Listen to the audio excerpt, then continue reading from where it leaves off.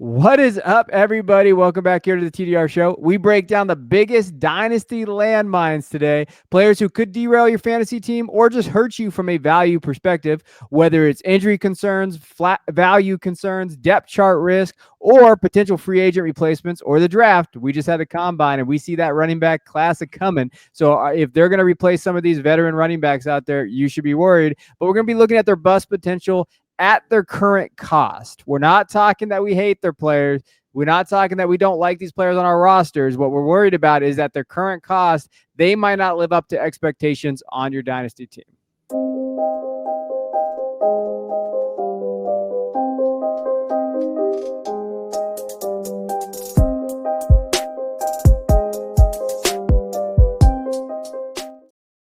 All right, now we can't just throw out players. We're not that type of show. First, what we got to do is give you context, because Jay's all about context out there. So am I, in terms of what are we talking about with landmines, right? We want to try to identify what landmines mean to us. So the first thing we want to talk about is value landmines. So Jay, what the hell is a value landmine?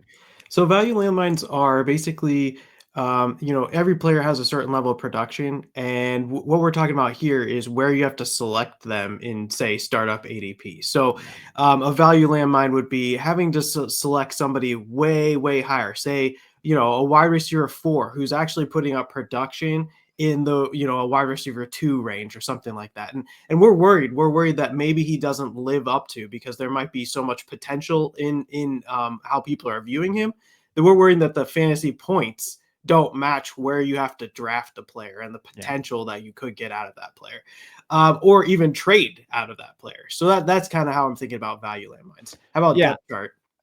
Well, depth chart for me, when you're looking at just in terms of like going back to value real quick, the best example I can give you all for this, CJ Stroud. Last year was going QB 3-4 in startups. Now he's at QB 9. So I think there was some worry. We saw some inklings of that out there. It's like, hey, he's not going to live up to that ADP, and he didn't. That's a value landmine. We're not saying he's a bad player. We're just worried that his value now, based on that ADP, is just not going to play out. And you see that right now with CJ Stroud. To a lesser extent, maybe Patrick Mahomes over his last few years, like maybe that value landmine. So that's what we're looking at there. For depth chart landmines, for me, it's just there's potential landmines on that depth chart that could just throw them off, right? So I think we used pre-show. We talked about this from the Tampa Bay Buccaneers. Jalen McMillan is a perfect example of this, of like could have a landmine out there. If Godwin comes back and Mike Evans is being there, that's going to hurt his overall target share, his production there. So what you're really looking at is like, hey, they're on a roster. They kind of have a role, but are they able to kind of really sustain that role? Or what circumstances led them to having that output that they had, right? Like a Bucky Irving, for example. Like we like Bucky, but again, he had a perfect kind of storm of things that happened. Rashad White got a little banged up. The philosophy went well. Sean Tucker didn't really pan out. That was perfect for him last year. Will that continue? So that's what we're looking at depth chart landmines, is guys that like, hey, there are things that worked out last year, but will that continue based on the roster that they have, based on what's coming in? And that kind of lands with scheme landmines. So what will go through scheme landmines for us? Yeah, scheme landmines, I would say I'd break it down into 2 ways. Well, the first is, okay, are schemes changing? So you have a whole offseason, you have coaches changing around, you got head coaches, you got offensive coordinators changing. How is your scheme changing? And does that match the players, the current players, from a scheme perspective? So that's one perspective. The other piece of it is some offenses run a little differently, and you could find yourself in a scheme that isn't a high volume pass scheme, and you got a wide receiver that maybe has a large market share of a lower volume type of offense, and then you're kind of trapped there where a wide receiver isn't getting as much fantasy production as you liked, just because of the scheme hasn't really played out the way you thought it would or thought it could. So those are kind of scheme landmines from a individual player scheme, or when is it changing? So when those coaches change, when those offensive coordinators change, how does that affect those wide receivers? And I think those are really important landmines to pay attention to as well. Yeah, I mean, and the next one too with free agent draft landmines, that's pretty common sense. We know all of these. Sometimes it doesn't pan out though. Sometimes you're worried about, hey, will he, his value get tanked by a incoming rookie coming in and they don't draft somebody. You get lucky. But that is a Russian roulette. That is a game of Russian roulette that you don't always want to play. So like, hey, free agency is gonna shake things up. We're seeing free agency come pretty soon, next few weeks here. And so what is that going to change, right? Where's Devontae Adams going to move? Where are some of these guys out there that are on the trade block going to move?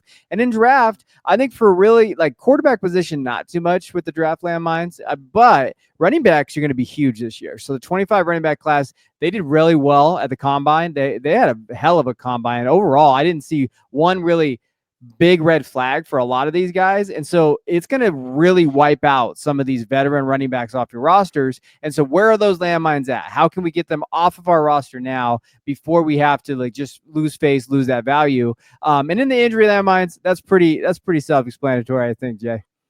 Yeah, and I think the first guy we're going to talk about, we're going to kind of dive into this a little bit. But yeah, I mean, guys that, have, well, there's always a risk. This is a violent sport. There's always a risk for injury for every player at any time. But guys that are consistently getting injured or, just suffered a significant injury in the recent past and recovering from that. So those are the type of injury landmines that you think about. A guy tears an ACL, how long does it really take for him to get back, if he does ever get back, kind of thing? Yeah, 100%. All right, let's dive into these players. So we're going to look at a bunch of different players here. We're starting at the quarterbacks, and then we're going to work our way through running backs, wide receivers, and even tight ends. First one, Tua Tagovailoa. Let's talk about him because I think he's a huge injury landmine. Red flag there. I think the real thing is like it's already kind of built in his ADP. I think that's why his ADP is a little lower. It's just I think that I like the fact that Tua could be just that, plug-in QB2. And I've written about him this offseason. I said, hey, he's pretty much a value right now, sitting at that QB22 spot. Like, I like the idea of getting him.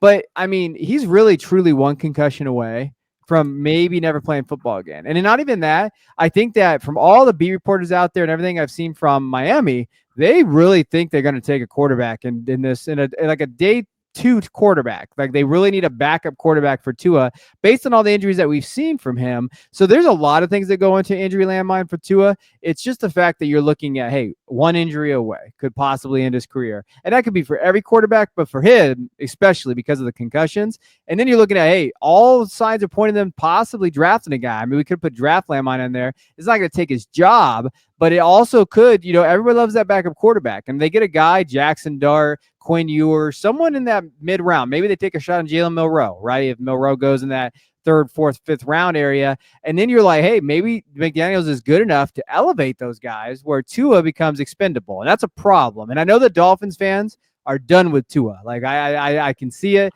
I see all the message board stuff. The one thing that saves Tua is his contract that he just signed. So that's going to definitely play a role in this, but he is a big landmine from the quarterback position.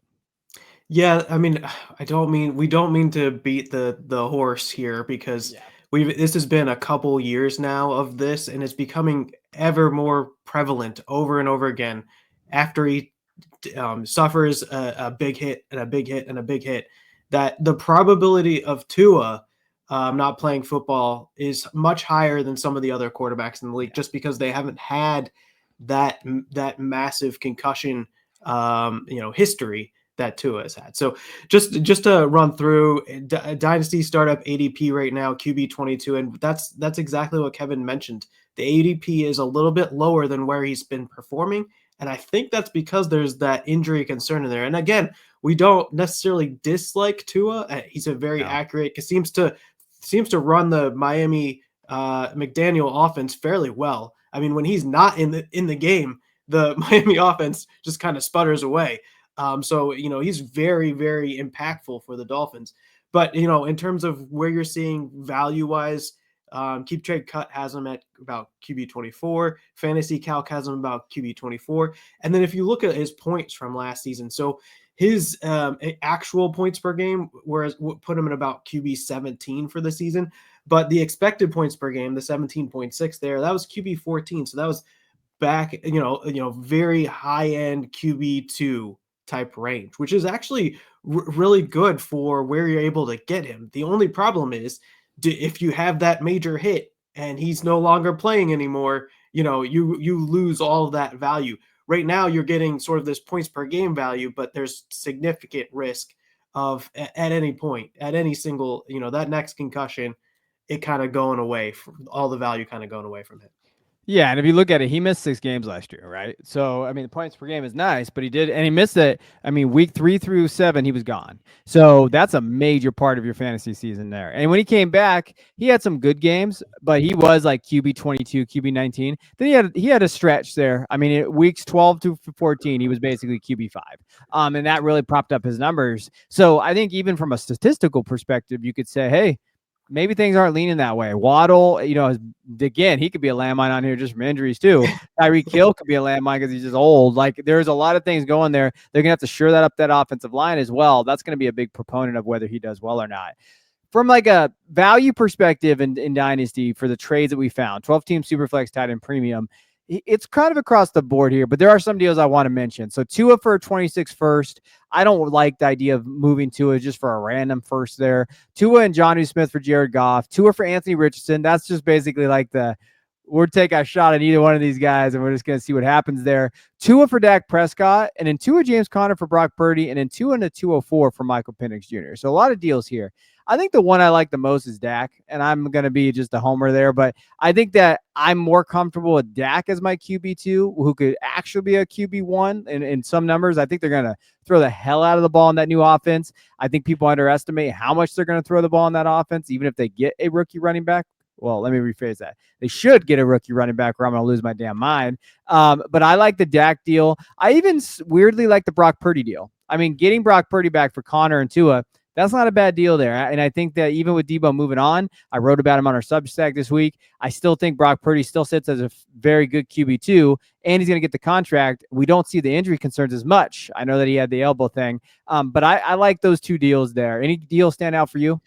Yeah, the things I'd be most interested in for Tua is to take him plus something to get myself into a much better QB situation. So, Okay. like, getting into the lower tier, higher end, QBs like Justin Herbert, I think you can get, pretty decent deal. So what would you have to add to Tua to get to Justin Herbert, or, somebody along those lines, not getting up to the high tiers, but just one tier up there, just to kind of avoid the Tua the injury landmine. But if you can get a really good value on Tua, and when you're doing in the startup ADPs, at some point you want the player because he's going to get you the points. But what I think what we're arguing is that if you can figure out a way to get sort of avoid the injury landmine by maybe doing one of these deals or getting a Dak Prescott or something like that, that's kind of what we'd love to do. Like the Tua plus Jonnu for Jared Goff, maybe the Tua for Dak, that makes a lot of sense too. I'm not the hugest Brock Purdy fan or Michael Penix Jr. fan, but or Anthony Richardson fan. So the other ones maybe not, but I like the Dak one. That Dak one's pretty interesting. Yeah. All right, let's go to running back position. So let's talk about a guy that I like. I like Kyren Williams from the Rams. I've thought that he's performed exceptionally well, and he might not be the most efficient, but he scores fantasy points. I mean, when you're looking at him overall, I mean, he does a good job. He's a running back 1. He's a top 10 running back. And this really comes down to how many landmines he is, right? Value landmine, because, when you're looking at his ADP right now, running back 8, anything after running back 3 or 4, I'm concerned about right now, just in general in Dynasty. Free agent landmine, possibly. Like, there is a possibility that the Rams look at it. They're bringing back Stafford, and they're looking kind of at, hey, maybe we need to bring in one of these running backs. There are not a ton of running backs in the market, though. However, they might bring someone in. And then there's a draft landmine. I think there's a realistic possibility the Rams draft another running back. Blake Corum just didn't pan out. I don't know what's going to happen there. And I don't know moving forward if there is part of their plans. He's a good running back. But I was never really high on Blake. I got a lot of crap for that. Like, I just didn't see it with him going into the Rams. But they could draft another one, right? And I think this just comes down to, I know that, veteran running backs are kind of like the new thing, the new wave or whatever. But if I can move off of Kyren at running back 8 prices, I'm going to do that because I can find another Kyren next year or this year in the draft in a loaded 25 class, or I can find another Kyren out there just as a running back too, that maybe is cheaper and I can get extra. So we'll go through some of the deals that I found. But what is your takeaway with Kyren Williams here as a landmine? Yeah, I mean, if you're looking at the startup fantasy draft, you have to take Kyren basically in the fourth at running back 8, which you can get a ton of quarterbacks and a ton of wide receivers at that range, and so that's kind of how I think about it. And yeah, I agree. Free agent draft landmine. The real issue is we said possibly, right? What happens with Blake Corum? Possibly a free agent. Possibly they use the draft to fill that as well. But the real trouble is right now you got to decide whether you want to make the trade or not, because if they sneak through the draft without addressing the running back room, he's going to get the volume again, assuming he doesn't get injured. So at that point, it's hard to get the value from him. Maybe you do get a better value for him in trading him if you want to move off of him at that point to a wide receiver or quarterback. So the value piece of it is, we have an RB8 here from an ADP perspective, KTC at RB9, free fantasy calc at RB9. His points per game actually came in at RB9 last year. What I would say is different, though, is you have Ashton Genty, you have Amarian Hampton, Travion Henderson, all these guys from this year's draft coming in and finding positions. And, maybe they are able to score fantasy points higher rate than them. And he gets pushed down to, sort of that lower end of RB1, but still 17 points is 17 points. That's still great. And that helps you win. So I don't want to get stuck on semantics here at that point, but that's kind of how you're thinking about it. Does he fall in terms of RB rankings? Does he fall in terms of ADP? Instead of taking him in the 4th round, you're taking Ashton Genty or Martin Hampton or Travion Henderson, or somebody who hits the draft lottery and ends up in a better position. And then Kyren's ADP falls a little bit, and that when he's fallen a little bit, that's making you lose a little bit of value there as you're holding on to him. Yeah, 100%. Then let's play a game. Let's have some fun with this one. So I'm going to give you a name. You tell me if you would draft. You just stop me when you would draft Kyren over this player. Does that make sense? Did I explain that correctly? Yes. Okay. Yes. Rashee Rice, T. Higgins, Rome Odunze, the 103, Trevor Lawrence, Michael Penix Jr., Jared Goff, James Cook, Josh Jacobs. Probably James Cook. I wouldn't draft ahead of Kyren Williams. So that's kind of where your line's at. But the next guys too, JJ McCarthy. I would not draft Kyren over JJ McCarthy in a super flex. 104 Dak. I mean, that's when he's starting to get a little low there. Yeah. But there are legitimate, probably 8 players that are going behind him in ADP that I would take that aren't running backs, that are definitely either quarterbacks or wide receivers, or the pick, like you mentioned, at 103 or 104, you're getting one of the running backs. You're getting Omarion, you're getting Travion, you're getting Judkins, you're getting whoever the hell you think in that spot is a running back 2 or 3, more than likely, or hey, maybe even Genty, right? Like I see a little bit of love for Amarian Hampton out there as running back 1. So I think that's where you get into where I think he's a lot of different landmines, but I think the value landmine for me, if I can pivot off of those guys, I would take those other guys too. So if I can get those plus something, I definitely would do that. Right. And the other aspect of it is the position itself of running back, right? Because you can get a lot of really good production at 17 fantasy points per game at much, much cheaper prices. Derrick Henry's comes to mind from last year, but those have their own landmine issues, the age landmine issue to them. But you can't necessarily get that type of stuff at the wide receiver position. So yeah, I completely agree with you. The value, and specifically the positional value in this case, does make for a interesting selection here in the 4th round for Kyren. Yeah, so when you go over this too, some deals out there for him. Kyren for Rome Odunze at 302. I think that's interesting. Kyren for TJ and 208, TJ Hockenson. Kyren and Jacoby Myers for Scary Terry and Josh Downs. Kyren for the 108, which he's still getting valued at 103, 104 in startups. So I think you need to get something plus on the 108 side if you're going to move him for that. And Kyren Williams for Ricky Pearsall and Tucker Kraft. So the deals are out there are interesting. So I don't think this is trade value represents his startup value, which is always funny when that happens. Like it's It's a Yeah. weird, like, so that's one of the things you got to navigate in your league. Like, if a guy really likes running backs and value them, that's where you're going to go after. That's where you got to audit your league members and know what they like. But his trade value is not his startup value, which is always funny. Yeah, and even we're showing you KTC and Fantasy Calc at RB9, but it doesn't seem like even that's the case when you go out and actually see the trades. Yeah. And you look at them, maybe it doesn't even equal what you see on the calculator sites.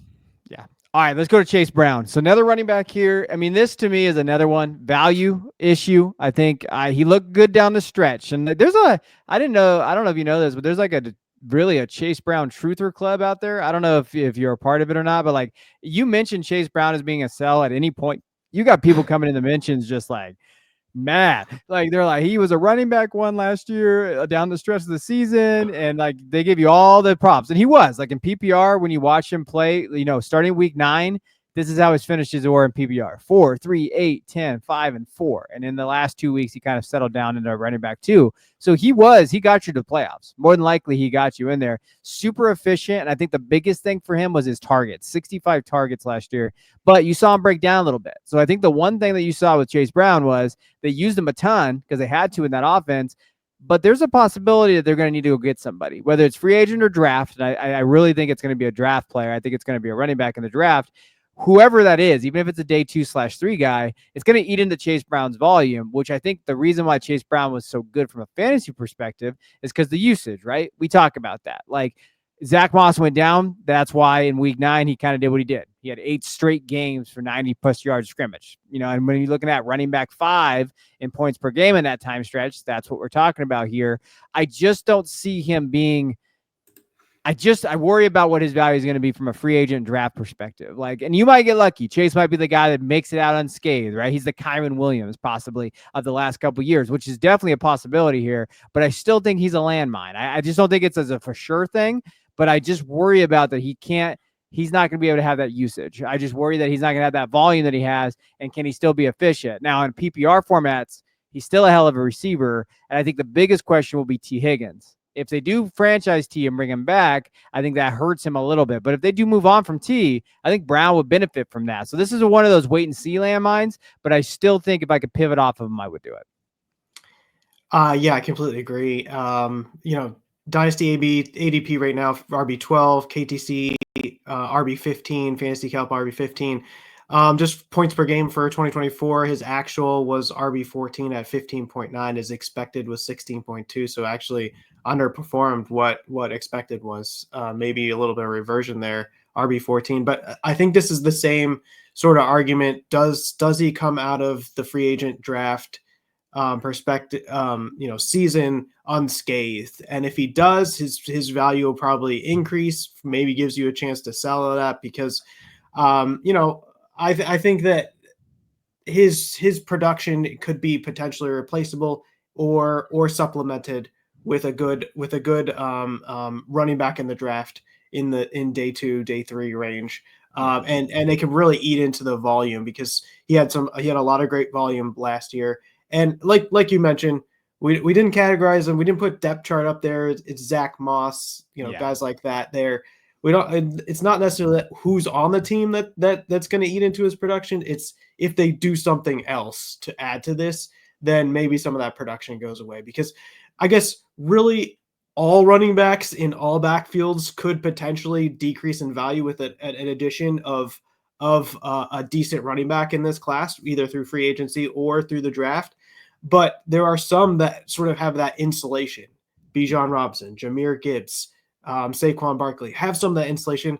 I think that Chase Brown doesn't, and Kyren Williams don't have a lot of that insulation. I think if somebody's there, they can eat into their workload.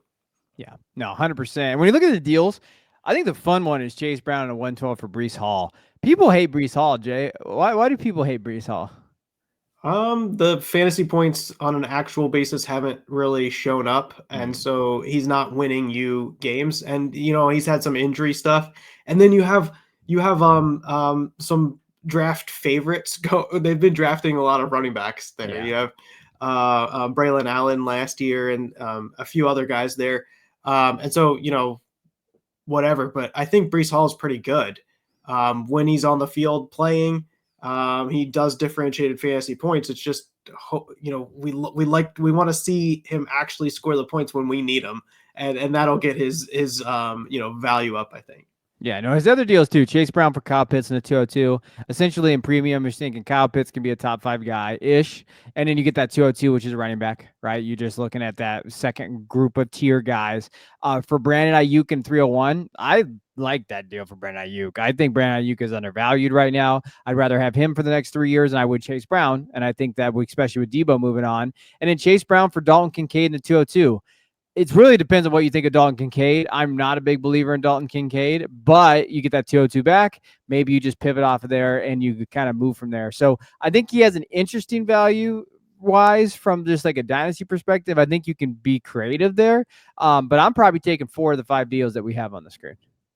Yeah, I mean, the one that stands out to me the most is Brandon Ayuk, and I think he's incredibly a really big value right now. So I like that a lot.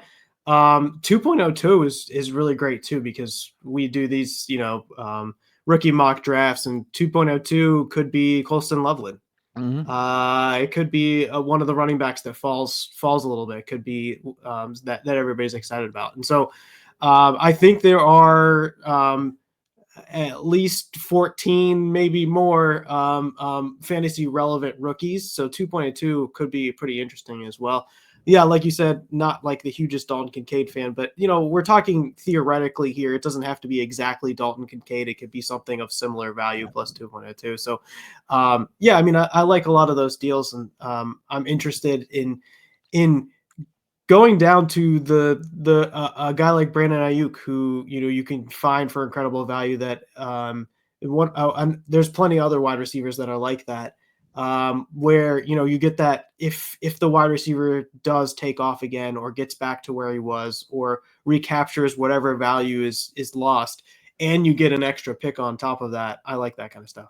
Yeah, no, I'm with you there, especially with Ayuk. I think there's some bad taste in the mouth last year, how the season kind of went for some managers out there. I think Ayuk is one of those guys that you go grab now.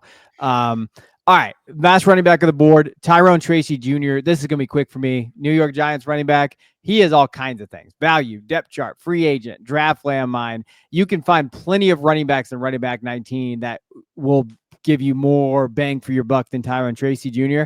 I like Tyrone Tracy Jr., but he's 25 years old. He's a day 3 back. And when you look at it from a receiving standpoint, didn't do too much last year. He had 53 targets. I know people are going to say like the quarterback position, but 284 yards and a touchdown. And, if you could guess, how many top 12 finishes did he have last year in PPRJ? What do you think? Looking down at his points per game averages of 10.8, which is RB35, my guess is not many. 3. He had Okay. 3. And his best finish was 5. More than I thought. And that was because he had 6 targets, 6 catches, 57 yards. Like really, and he had a touchdown. He had a really poor efficient game from the ground, but he still scored that touchdown, right? So he averaged 2.9 yards per attempt, but he had the touchdown fantasy, which we can't just throw out. We get it. But I just don't see like anything really pops off to me where you're comfortable drafting him at running back 19. I just don't. I look at like the board. I look at the dynasty board. I really don't see where they're gonna draft a running back. The Giants will probably go get a running back again. I think that this coaching staff wants to win. I think Tyrone Tracy was a nice piece. I think he's a fun story last year. He looked fine down the stretch, but even from a fantasy perspective, look at the expected in fantasy actual points per game. Running back 32, running back 35. That's not good enough for me to draft him where he's getting drafted. And he's the guy that I'm really trying to get off my roster.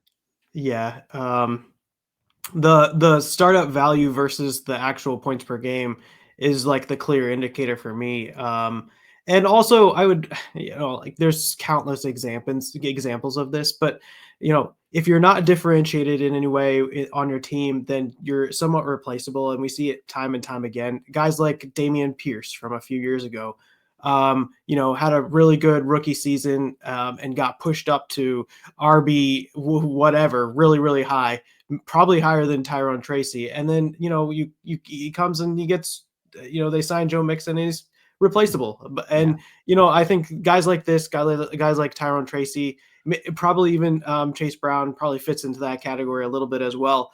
You bring in somebody, the volume goes away, your value kind of sort of goes away. And I think that's kind of what we're looking at with Tyrone Tracy here.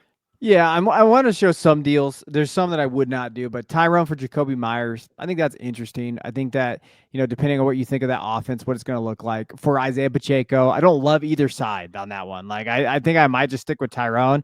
I think there's more you can get. Like, so from a dynasty startup perspective, he's going around the 111 mark, 111, 112. So if I can get a late first for Tyrone Tracy, I do that 100%, but he's in that weird purgatory because I don't think you can get a late first in a real league, like a league that knows what they're doing. And, no one's going to give him up for a second. That's kind of how you look there. So you have to get kind of creative. So I like this next deal, Tyrone Tracy and Bryce Young for Dak in the 202, because you get that early second, which we really like. And Dak, a quarterback that I have more faith in probably from a fantasy perspective over Bryce Young, as I like Bryce, but I just think the pieces on that side make more sense. The one I did not see coming was Tyrone Tracy, Romeo Dobbs for DK Metcalf. If you can do that in your league, you do it. It's probably one of those one-off leagues that you just don't like. When Fantasy Calc throws them out, it could just be a bad deal, but you never know. You might throw it out there and someone accepts it. What's the worst that can happen there? And then Tyrone Tracy for Josh Jacobs. If you're a contender and you're looking for that 1 year ride with Josh Jacobs, I don't hate it. I probably don't want to go that old with Josh Jacobs and where he has, especially with Marshawn Lloyd coming back next year. But interesting deals here. But if I can get a early second plus an asset, if I have to give something else with Tyrone, I do that. If you can get a late first, you do that. I just don't know how feasible that is. I'm surprised the Tracy Jacobs actually went through because there's a huge difference in production between the two, and the only way that you do that is if you really do think Tracy's gonna own the backfield and have all the volume next year. And so I guess that would be an upside bet, but I don't know if we'd characterize that. I think probably somebody ends up there to steal some of the share away from him. Yeah, that's really what it comes down to. All right, let's piss some people off with his wide receivers here. First one's Lad McConkey from the Chargers. Now, we don't hate Lad McConkey. I don't hate Lad McConkey. I'm just gonna be honest with you. Like we were big. We like Lad last year. We talked about Lad a lot. However, I think what he is simply a value landmine because he is going at wide receiver 11 right now. And I think that is way too high for him. And, and I get why. He was wide receiver 10 from weeks 8 to 17. So when he was there, I think what you have to realize, though, was a lot of that was baked into his 25% target share, which he earned. So I'm not going to sit here and say he did not earn that. My biggest concern with Lad McConkey from a value perspective, and this is what we did when we went through the ADP and we were looking at guys, we said, man, Lad at wide receiver 11 is pretty rich because I think you're drafting him at his ultimate ceiling, right? Look at last year, what came down to what he finished as, essentially down the stretch. We won't count the first 7 games. Wide receiver 10. If you want to look at that as from a wide receiver 10 perspective, down the stretch of the season, the last, 10 weeks, you say that. So he's getting drafted right now probably at his, I know he's a rookie last year, but look at the circumstances for where he finished there. They had no other really wide receivers. Sorry, Quentin Johnson. They don't really have a tight end. They didn't really have running backs that could stay healthy, right? We like J.K. Dobbins, Gus Edwards, those areas, but they always were in and out of the offense. Offense was still learning itself a little bit. And to me, they're going to add pieces in that wide receiver. They try to trade for wide receivers. They try to do that. I didn't really put that on there because I don't think it affects him too much, but I do think from a value perspective, it affects him because he's a solid wide receiver too. I think if you're buying at wide receiver 11 prices, that's too pricey for me. And I did see a deal on social media, and I know the person who did it. He did trade the 101 for Lad. So there are like values out there that are crazy out there in terms of just a perspective for Lad. And I think his value is far too high. Now, does that mean I'm moving off of Lad? Maybe not, but I definitely wouldn't be drafting him as wide receiver 11. So if he's going that high, I'm not going to have him. We are going to talk about some deals for him that I think you can do that I think is fun and can get value for your team. But why don't you go ahead and tell us what you think about Lad at that value landmine? Yeah, I think the way you phrased it was nice. Not necessarily trading him away because you can accumulate value if he shoots up still, and he definitely has a chance to command volume in this offense. And where he plays from a scheme perspective, they're probably not going to be addressing that particular piece of it. Maybe you bring in a tight end or something like that, and maybe that takes a little bit of a share away from him or something like that. But for all intents and purposes, he probably commands a similar amount of share as he did as we saw those last games where he had that sort of good run at wide receiver 10 range. So that seems all safe. The problem I have is just like the guys that you can get behind him. Yeah. Wide receiver 12, wide receiver 13, wide receiver 14. Two rounds later, wide receiver 15, wide receiver 16. That's where I kind of it falls off for me, because some of those guys have potential to, leapfrog him, and actually I do think have potential for that sort of that differentiated production. And I'm not sure Lad McConkey fits in that category of offering that, that 20 points per game consistently over a very long time. But there are some guys that are potentially you can draft below him that maybe might fit into something like that, or maybe that 18 points per game range or something like that. So that's kind of how I do think that the point you made about drafting him, where you have to select him in a startup draft, is probably his peak. And anytime I see something like that, anytime I can see a player that, like a wide receiver 11 that I can get for 1.01, which then I can turn into then a super flex QB that has incredible value. That's the kind of stuff that's really interesting from a trade perspective, from a value perspective, to try and capture and take advantage of. Yeah, no, 100%. When you look at some of the deals, a couple that I'd like to point out: Ladin 201 for Brian Thomas Jr. I do that. You do that all day? It's close, but yeah. Yeah. I mean, because Brian Thomas Jr. has that incredible upside, so Yeah. that's interesting. Yeah. Yeah, Lad for Jalen McMillan, a guy we're ironically going to talk about here in a minute, and a 105. You're still getting that 105 range, which could be a super flex quarterback. It could be Luther Burden. It could be, whatever, whoever you want there, one of the running backs in that range. If you believe in Jalen McMillan, okay. I think it's from a value perspective at 105, because I think what you could get back for the 105 is a little bit more, right? So you're thinking like, Devonta, Dak, like those type of guys in that range that are getting drafted there. The other one that I liked, Lad and Baker Mayfield, Jordan Love and Jordan Addison. I guess it just depends on what you think of Baker. If you think Love's better and you think Love is a better super flex asset, then I think you lean that side, right? Because Baker and him it's pretty close in terms of ADP. Love's kind of going QB 12, Baker's QB 15. So it's close there. But I think that first deal is the one I like the most. If you can get Brian Thomas Jr. plus an asset, or you have to give an asset back, whatever the 201, I think you go for that, because I love the idea of, I know Brian Thomas Jr. is the wide receiver 1 for Trevor Lawrence. Like, he's going to be that Jaguars offense. He's the wide receiver 1. I can't say that with a solid factual statement that Lad's going to be that guy after this free agency offseason plays out. Yeah, Brian Thomas Jr. has the upside to get you into the 18, 19, 20 fantasy points per game. I don't know if Lad McConkey has that upside. Sure, any given week he might get there, but yeah, it makes a sense. And from a trade perspective, taking Lad and converting him into a QB is really, really awesome. I think that would really help. Going up to get Brian Thomas Jr. or somebody in that range like Nico Collins, Puka Nacua, something like that gets you into that higher end. I think that's interesting as well. And then, if you want to like collect extra assets, going from Lad McConkey to JSN or Garrett Wilson plus something, that to me, or like AJ Brown, I know he's getting a little older or something like that. Those are the type of deals where it feels like you get free money, because you're getting a guy in a similar points per game range, and you get to add the extra pick as well along the way. Yeah, I would even go down to Rome, Adunze, T. Higgins, plus something. If I can get plus those guys, I would definitely do that in a heartbeat there. All right, next wide receiver we want to talk about is Xavier Worthy, Kansas City chief wide receiver here. To me, it's a value thing, because again, he's getting drafted kind of wide receiver 18 there, but it's also a depth chart landmine, because I do think that the Chiefs are going to reorganize kind of their offense. I know Kelsey said he's coming back. It sounds like they're going to get Marquise Brown back. They want him back. They kind of add there. But, it's with me, who I'm talking about. I think Rashee Rice is the alpha. So Rashee Rice, to me, is that guy in that offense.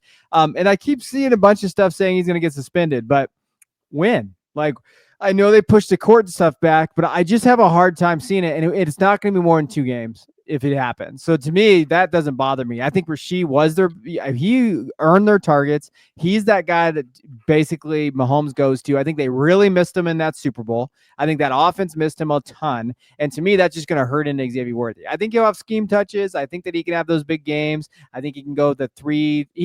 he is Deshaun Jackson. That's really what he is as a player profile. 3 catches, 111 yards, a touchdown every once in a while. Like, he's going to have those scheme touches on the outside. But Rasheed to me is that depth chart landmine, and I just don't want Worthy on. And especially with this big game in the Super Bowl, it was the second half when the Eagles kind of gave up or whatever. I still think there's a bump there too. There's a value bump there. And I know in the leagues that I have Xavier Worthy, because I have him everywhere because I love Xavier Worthy, I definitely have put him on the block. And even in one league where we won this championship, me and my co-owner said, hey, let's put Xavier here on the block here. And we started him down the stretch, but we said, hey, I think we can get more than what we can. And I think you can. I think that his dynasty ADP doesn't reflect what his trade value is. I actually think his trade value is a little bit more. I think you can get some guys for him and tier up for him, especially for Xavier Worthy. And those spike type of things are like really great for sort of best ball. Those Deshaun Jackson 3 catches, 100 some yards and a couple touchdowns. Those are really good for best ball. But if you're trying to use him over a season and you're taking him over Devonta Smith, over DJ Moore, Zay Flowers, Terry McLaurin, those guys earn you enough points to, give you above replacement level value. Whereas Xavier Worthy doesn't do that on a weekly basis. So, and those are the guys that you can get after Xavier Worthy and startup ADP. So, I think it's the same discussion of like, are we drafting him at his max? Sure. No, maybe he has a little bit more upside. Maybe he gains some value if he really strings a few games together, and people love that, like, just like huge, spike type of environment. But really, I mean, Devonta Smith, Terry McLaurin, those guys earn you points, significant amount of points, and you can get those guys after. So I really do think I would echo the depth chart piece as well. There's a lot of pass catchers that are significant. Who knows what Travis Kelce is next year or whatever. But I think Rashee Rice is important.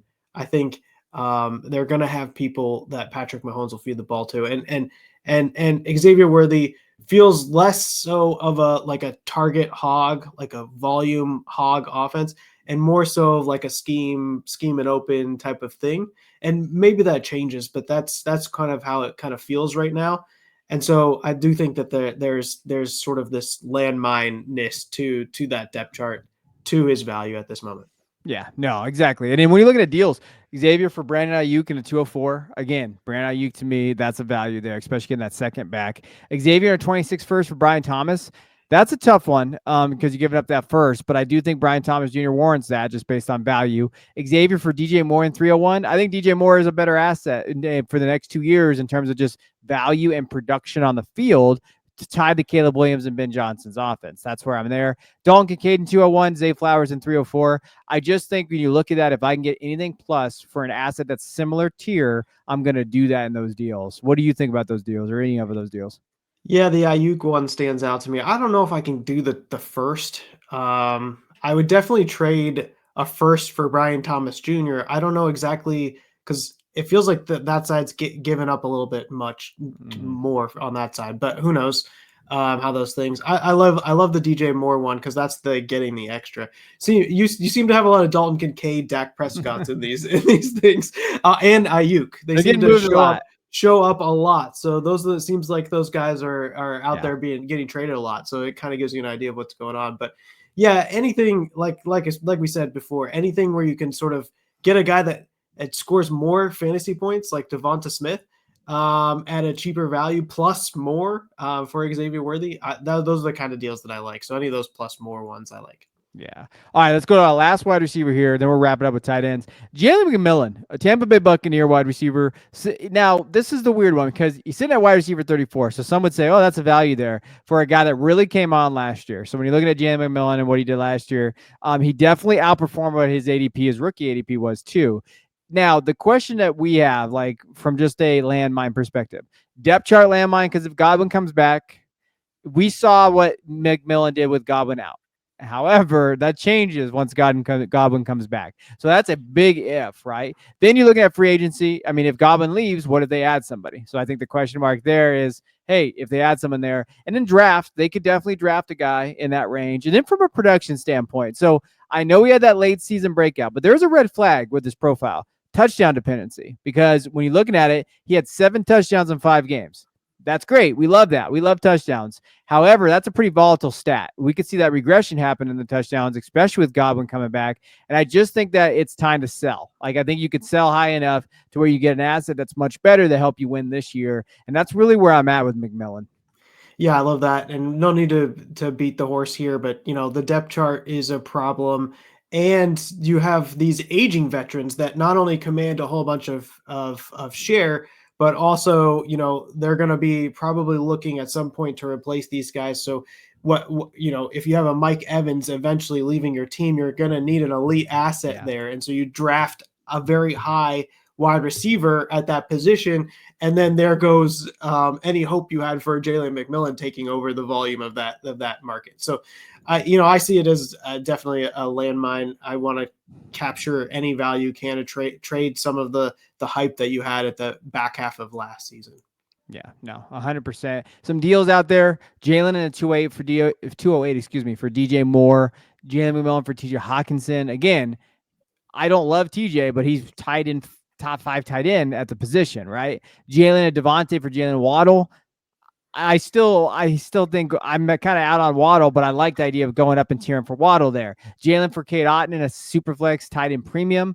That's kind of in my range for Kate Otten there. But I do like the idea of getting Olave and getting those guys up there with Blake Corum. So Jalen McMillan, Blake Corum for Olave. If you could do that, if that's possible out there, you might have to give something else besides Blake in there. If you could do that, though, for Olave, I think you do it. So that's what I'm saying. Like, I think that when you look at the market for McMillan right now, I think it's a possibility to really tier up way more than what his actual value is. Oh, man, Waddle, Olave, Hockenson, they all look really cheap right now looking at these deals. Yeah. They are. Waddle is very cheap. Probably my fault because I hate him so much right now because he just ruined my dynasty last couple of years. But hey, 100%. Now, let's get into tight ends. So this first one might shock some people a little bit, but that's Sam LaPorta. And so we put Sam LaPorta on here, and now he's kind of consensus tight end 3 across the board when you're looking at just, everything. Like, you're looking at fantasy, you're looking at kind of, even NFL, when you're looking at what he's able to do. He was tight end 1 coming into the season, but then Brock Bowers happened, and then Trey McBride was in there as well. But when you're looking at him, he finished 17 weeks as the tight end 7 and 8 overall in points per game. So it was there. However, his expected fantasy points, 9.7, which you said, is about tight end 12 or not. So, like, he did not really put up consistent numbers from the tight end position. I think part of that was the emergence of Jameson Williams. That helps. Like, he kind of came in there and kind of earned targets there. Gibbs, I think, from just a target perspective in that offense. And they moved it around the different receivers too. When you're just watching those games, you saw a bunch of different receivers get targets. And now Ben Johnson's gone, right? So now there are all world offensive coordinators in Chicago. I think just from a value landmine, if I want a tight end 12, I can go get a David Njoku. I could go get I can get other guys that could, be more of a value at where they're getting drafted at right now than Sam LaPorta. I mean, Njoku's at tight end 10, but he's getting drafted basically 6 rounds later. I mean, Isaiah Likely could possible if they move on from Mark Andrews. There's a lot of tight ends in that 8 to 15 range. And I'm like, yeah, what's the difference between them and LaPorta, really? Like, I think the only thing you'd have to say is LaPorta's going to bounce back. Like, he'll bounce back into be that tight end 5. But even then, I don't know. I think with the return I can get for some of these guys, I'm okay moving on from Sam LaPorta. Yeah, we should have scheme landmine up here at the top with Ben Johnson moving on. I really do think that that's also something to consider here. But yeah, I mean, that's the point is that in order to draft Sam LaPorta, you got to use a 4th round pick, which you can get a nice QB for, a nice running back, a nice wide receiver in that 4th round, and then you could take a tight end 6 rounds later. That isn't incredibly old. You could still find guys that are young and 6 rounds later that might score more fantasy points than taking LaPorta in the 4th round. And so the only hope you have is that Sam LaPorta takes over a significant amount of this offense with still Jared Goff leading it, still Amon-Ra St. Brown, still Jameson Williams, and still Jahmyr Gibbs all in that offense. I mean, they're all fighting for share forces for the fantasy points. And I think that makes a really tough thing to take Sam LaPorta in the 4th when you 6 rounds later, 7 rounds later, you can get a guy that produces more, that maybe has even more opportunity and really hit and address some of those other positions in the 4th round. Yeah, no, 100%. And when you look at some of the deals out there, LaPorta for Alvin Kamara, Mark Andrews, don't love that deal. But if you think Kamara can come back and be a running back one, like I think that I get it. LaPorta and Njoku for Josh Downs. I still think Njoku is a perfect tier down option. I think you can get better than Josh Downs, though, just based on value for LaPorta there. Sam LaPorta for CMC in a second. Again, I think CMC is a league winner if he's out there, right? So there's always a risk there. It's kind of the one last ride for him. LaPorta and a first for Brian Thomas Jr. Again, Brian Thomas Jr. is in a lot of these deals here. And then LaPorta for Hockenson, Devonta Smith is a fair one. Like if you could tear down a little bit to Hockenson and then get Devonta on the back end, you're excited about that. So that's a great deal. That'd be like a good starter deal for you to look at out there in your leagues for Sam LaPorta. Yeah, that last one is perfect. Now, we're going to talk about Hockenson here in a second, Yeah. but the point here is that if you go down to Hockenson, he's still a young guy. He still has maybe as much potential as Sam LaPorta to from a points per game perspective. And then you also get Devonta Smith who can help you win as well. Wide receiver 2, wide receiver 3 on your fantasy lineup. That is perfect. That's exactly the type of deal that you're looking for. And, to some extent, you're kind of doing the same thing with Kamara and Andrews. It's just at a very much older perspective. But those guys, assuming they come back, they're healthy and they haven't hit the age cliff for too much. Those guys will score you enough points that they'll probably significantly outscore what you can get out of Sam LaPorta over the next couple of years, if that all works. But the Hockenson Devonta Smith seems like a no lose type of thing. That one really, really hits for me. Yeah, no, 100%. I mean, there's not if you can tear down a little bit, a couple of those other guys there, Hockenson, looking at Dalton Kincaid, you're looking at some of those other ones in that tight end 6 to 8 range and get an asset like Devonta Smith, you do that. Now, we'll get into Hockenson right now. So really, when you look at TJ Hockenson, this one will be quick for me. To me, he's a value landmine. Just when you're looking at overall what he's been on the field, it just hasn't really been. He came off the injury last year, so we know that. So obviously that's there. I think the biggest thing, and he could have probably I should have put depth chart landmine on this one too. Jordan Addison has ascended into that wide receiver 2 role, and he really ascended down the stretch last season. That concerns me for Hockenson because I think that with Addison kind of slow playing the first couple of years, you were kind of like, oh, Hockenson's going to take over that role. Him missing that time has allowed Addison, to really get in this offense, get involved. You see him get scheme touches. You see those big plays. Him and Justin Jefferson have a great connection there. I worry about that. The one silver lining for Hockenson, if they do move on to J.J. McCarthy, McCarthy had like the target as tight ends in the college level. Part of that is probably because he didn't have wide receivers to throw to in Michigan, but there's also that, hey, maybe he kind of looks for Hockenson as the safety blanket there. But when you have Justin Jefferson, that's your safety blanket. Then you have Jordan Addison kind of being that big play guy. So and he's older, right? So he's an older tight end, older prospect, coming off that major injury. I think the depth chart's not as value as we, would like to see there based on him being a third option probably in that offense now. So to me, Hockenson is a huge landmine.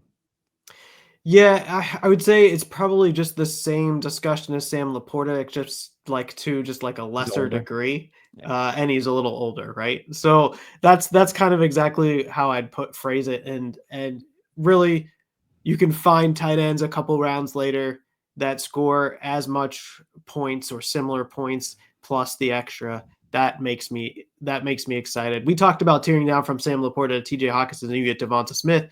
If you could then tear down from T.J. Hockenson to Njoku and get another a piece on top of that's really how you dynasty. That would be perfect way to capture value about what's out there on the market. But yeah, the thing about Sam LaPorta and T.J. Hockenson, Hockenson's a little bit older, but I think the point I make is like I don't see them having incredibly differentiated fantasy points. Yeah, they might be at that score tight end 1 fantasy points, but are they the Brock Bowers? Are they going to get you differentiated tight end fantasy points?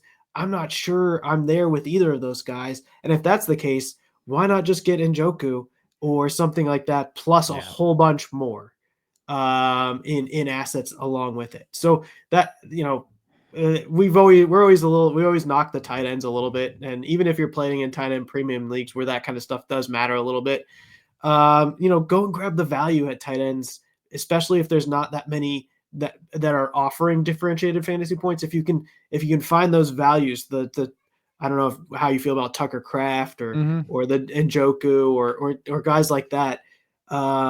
Grab the value there for those guys and really hit the other positions first, and trade down and grab some of that value that if you can. If you're holding on to Sam LaPorta, get that extra because I think that'll help you win. Yeah, no, 100%. I'm right there with you. And there's some deals here that I really like Hockenson and Waddle for Trey McBride. I don't know how you feel, but I like the Trey McBride side. Like I like the idea of getting there. I mean, it's not that big of a value difference, but I like it. Like I like it there. Hockenson and Pitts for the 201, Hockenson and Ferguson for a second.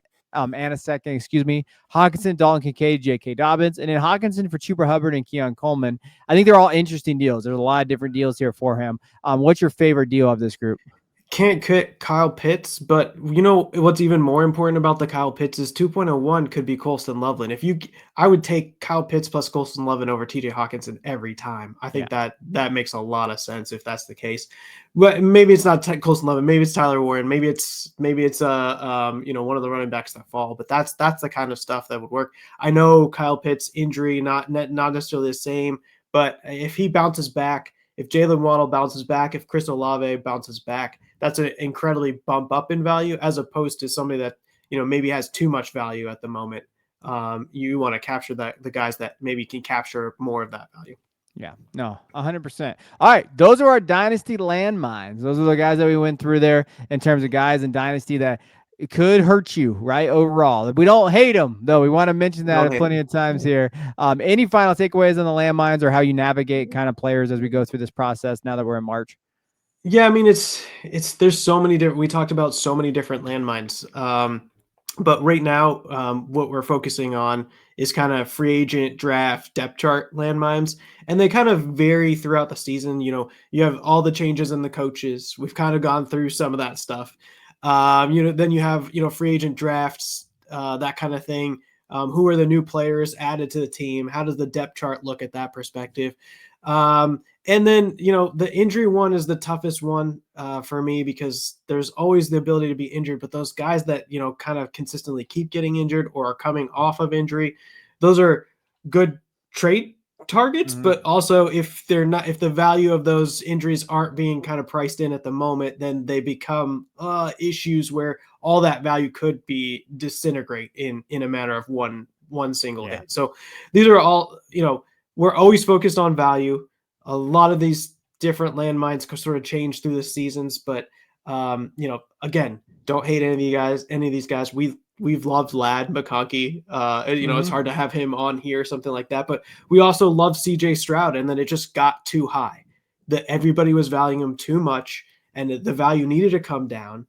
Yeah. And that now maybe CJ Stroud is a buy kind of thing. Who knows how to value that? But Lad McConkey, I think that's kind of the situation here where it's just gotten a little bit too far ahead of the skis.